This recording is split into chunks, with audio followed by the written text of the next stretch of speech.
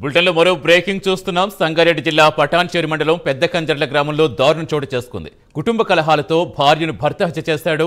భార్య రెమ్మెలను రోకలు బండతో కొట్టి అతి కిరాతకంగా చంపేశాడు. అడ్డు వచ్చిన అత్త కవితపైన అల్లుడు సురేష్ దాడి చేశాడు. భార్య అక్కడికక్కడే మృతి చెందింది. అత్తకు తీవ్ర గాయాలు కాగా దీంతో సంగారెడ్డి జిల్లా ఆసుపత్రికి తరలించారు. గొడవలతో భార్యను చంపిన సురేష్ అనంతరం పోలీస్ స్టేషన్లో లొంగిపోయాడు. కేసు నమోదు చేసిన పోలీసులు దర్యాప్తు చేస్తున్నారు. పూర్తి సమాచారం ఇచ్చేందుకు మా కరెస్పాండెంట్ రాము జాయిన్. రాము, అసలు ఏం జరిగిందని చెప్తున్నారు పోలీసులు? సతీష్, సంగారెడ్డి జిల్లా పటాన్చేరు నియోజకవర్గంలో దారుణం చోటు చేసుకుంది. అయితే పెద్ద కంజలకు చెందినటువంటి రమేష్ అనే వ్యక్తి తన భార్యను రోకల బండితో కొట్టి చంపడము అతి దారుణంగా అయితే ఉంది. అయితే మొత్తంలో చూసుకున్నట్టయితే కొన్ని 5 సంవత్సరాలు వీళ్ళ పెళ్లి కూడా 5 సంవత్సరాలు అయిన నేపథ్యంలోనే 5 సంవత్సరాల నుంచి అనేక మార్లు గొడవలు అయితే అయ్యాయి.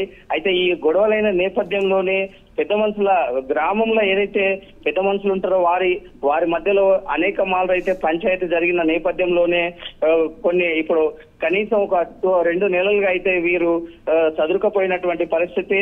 అయినప్పటికీ ఈ నెల రోజులు గడుస్తున్న నేపథ్యంలో ఈ నెల రోజులలో అనేక మార్లు అయితే తన రమేష్ తన భార్యను కొట్టడంతో తాగి మద్యం మత్తులో అయితే తాగి వచ్చి అనేక సార్లు గొడవలు జరిగిన నేపథ్యంలోనే ఈ యొక్క గొడవలు అలాగే కొనసాగుతున్నాయి. ఈ నేపథ్యంలోనే రమేష్ భార్య అయితే ఎవరైతే తన అమ్మగారి ఇల్లుందో అక్కడికి వెళ్ళి రమేష్ విడాకులు కావాలనేసి అయితే ఒకటే పట్టుపట్టడంతో దీంతో ఒక్కసారి ఈ రోజు అయితే రమేష్ ఇంటికి తన భార్య రావడంతోనే రమేష్ బయట నుంచి వచ్చి మద్యం మత్తులోనే ఈ యొక్క భార్యను రోకలతో కొట్టడము అయితే జరిగింది.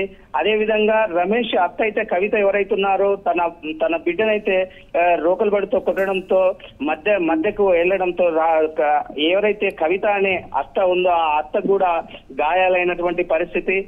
ఈ యొక్క తన భార్య అయితే రమేష్ భార్య అయితే అక్కడికక్కడే మృతి చెందింది. ఈ నేపథ్యంలోనే తన అత్తకు కూడా గాయాలవడంతో సంగారెడ్డి ఆసుపత్రికి అయితే తరలించినటువంటి పరిస్థితి అయితే ఉంది. మొత్తంలో చూసుకున్నట్టయితే పెద్ద కంజర్లలో తీవ్ర విషాదము చోటు చేసుకుందని చెప్పవచ్చు. Satish. Right, thank you Ramu.